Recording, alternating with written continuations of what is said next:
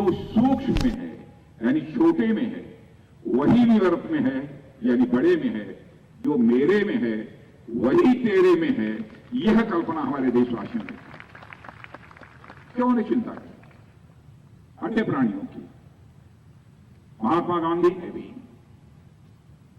सभी प्राणियों की चिंता करते हुए स्वच्छ भारत और स्वस्थ भारत का सपना देखा और मैं कह सकता हूं कि सचमुच अरे इसके पहले के भी प्रधानमंत्रियों ने काम किया है, लेकिन आज के हमारे प्रधानमंत्री इस दृष्टि से भी उन्होंने करिश्माई काम किया है।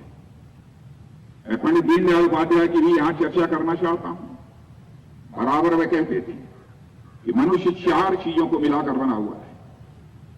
तन यानी शरीर, इसमें इंद्रियां भी आती हैं, तन, मन, बुद्धि और आत्मा, इन 4 चीजों को मिलाकर बना हुआ है। जब तक चारों सुखी नहीं होंगे, जब तक चारों को सुख की अनुभूति नहीं होगी, तब तक व्यक्ति कभी सुखी नहीं हो सकता। यह उन्होंने कहा है।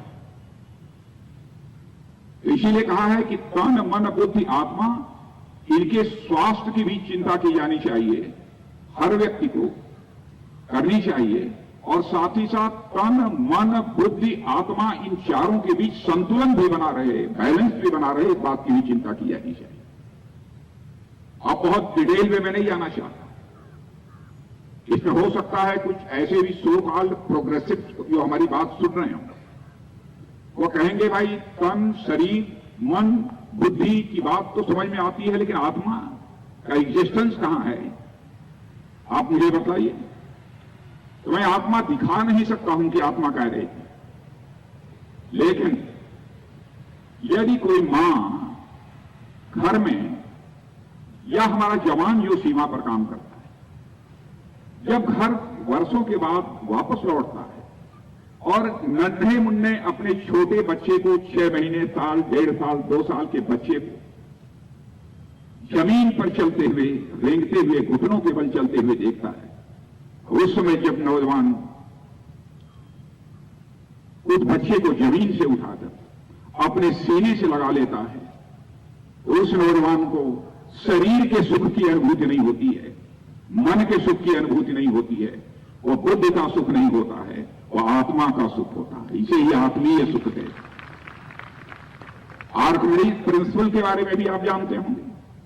आर्कमिडीज प्रिंसिपल में भी आर्कमिडीज जब टब में बैठा और पानी बाहर निकला और यूरेका यूरेका बोलते हुए जब वह बाहर दौड़ने लगा, तो जिस सुख की उसे अनुभूति हुई थी वह शरीर का सुख नहीं था, वह आत्मा का सुख नहीं था, बल्कि वह बुद्धि का सुख था। ऐसे ही इसकी लंबी व्याख्या न करते हुए मैं कहना चाहूंगा, तन, मन, बुद्धि और आत्मा, इन चारों के बीच संतुलन भी होना चाहिए। मित्रों, आजादी के बाद हेल्थ सेक्टर का जहां तक प्रश्न है, बहुत सारे काम हुए हैं, बहुत सारी प्रगति भी हुई है। मैं आंकड़ों में नहीं जाना चाहूंगा, लेकिन मैं कहना चाहूंगा कि आज भी हॉस्पिटल, डॉक्टर्स, बेड्स जितने चाहिए उतने उपलब्ध नहीं है, लेकिन हमारी सरकार ने इस दिशा में प्रभावी कदम उठाए और प्रधानमंत्री जी इसकी विशेष रूप से चिंता भी कर रहे हैं। जीडीपी का जितना एक्सपेंडिचर हेल्थ सेक्टर पर होना चाहिए, कहीं ना कहीं बहुत कमी रही है, उसमें भी हम बढ़ोतरी कर रहे हैं।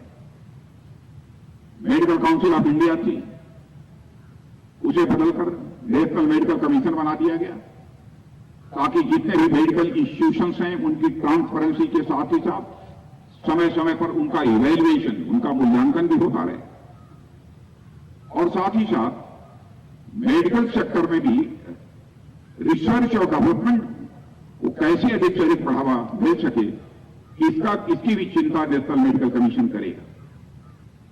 एक बहुत बड़ा महत्वपूर्ण कदम आयुष्मान भारत, भारत देश के लिए उसकी आवश्यकता थी।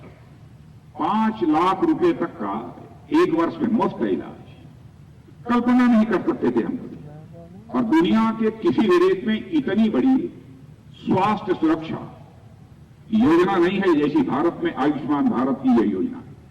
और आज आपको यह बतलाते हुए मुझे बेहद खुशी हो रही है कि जब से यह health insurance scheme Ayushman Bharat की योजना लागू हुई है, 2 साल में ही 1.5 करोड़ से अधिक लोगों को इसका लाभ मिल चुका है।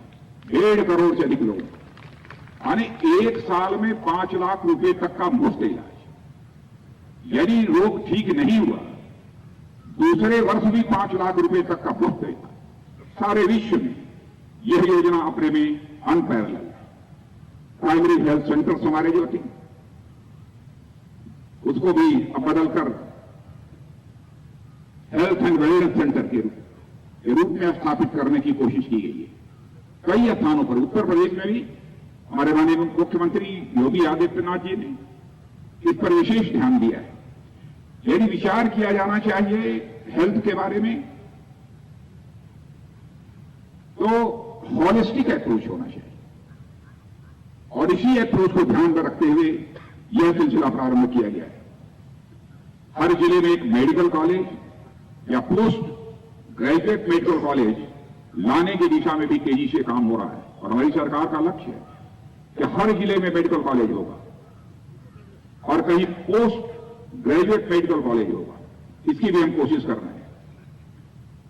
22 नए एम्स बन गए, 6 वर्षों के अंदर 22 नए एम्स बन गए, और आगे भी नए एम्स बनाने की हमारी योजना है।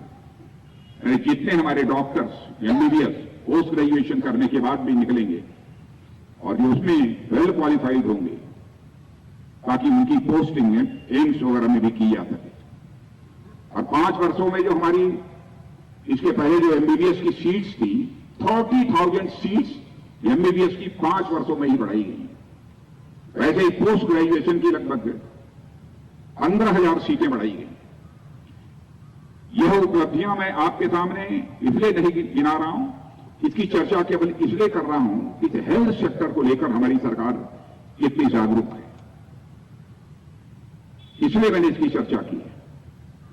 सभी के स्वास्थ्य की चिंता होनी चाहिए, यह हमारी सरकार का लक्ष्य है, और उसी दिशा में लगातार हम अपने कदम आगे बढ़ा रहे हैं।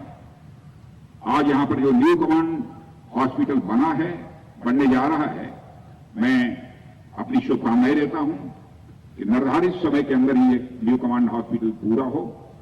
और मैं यह भी आग्रह करना चाहूंगा जीओसी से, आर्मी चीफ से, सरकार के स्तर पर कहीं पर कोई बाधा आएगी, उत्तर प्रदेश सरकार के स्तर पर कहीं पर कोई बाधा आएगी, हमारे माननीय मुख्यमंत्री योगी आदित्यनाथ जी, हम सब मिलकर उस बाधा को जल्दी से जल्दी दूर करने की कोशिश करेंगे, ताकि न्यू कमांड हॉस्पिटल ये जल्दी से बनकर तैयार हो जाए।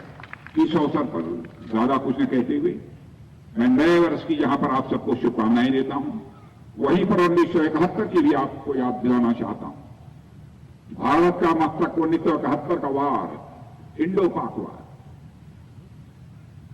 आपने भारत का मस्तक सारी दुनिया में ऊंचा किया था।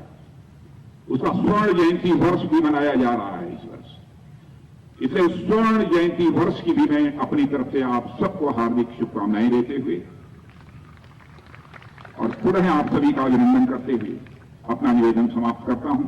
आप सबको बहुत बहुत धन्यवाद। धन्यवाद श्रीमान। मैं यहाँ उपस्थित सभी सेवारत एवं सेवानिवृत्त सेनानियों, वीडियो कॉन्फ्रेंस से जुड़े सब लोगों, मध्य कमान के एओआर से सभी सैनिकों, पूर्व सैनिकों और उनके परिवारों की ओर से आप सभी का आभार व्यक्त करती हूँ। आज का कार्यक्रम यहीं संपन्न होता है। सभी वेटरन से मेरा निवेदन है कि कृपया जलपान के लिए प्रस्थान करें। धन्यवाद।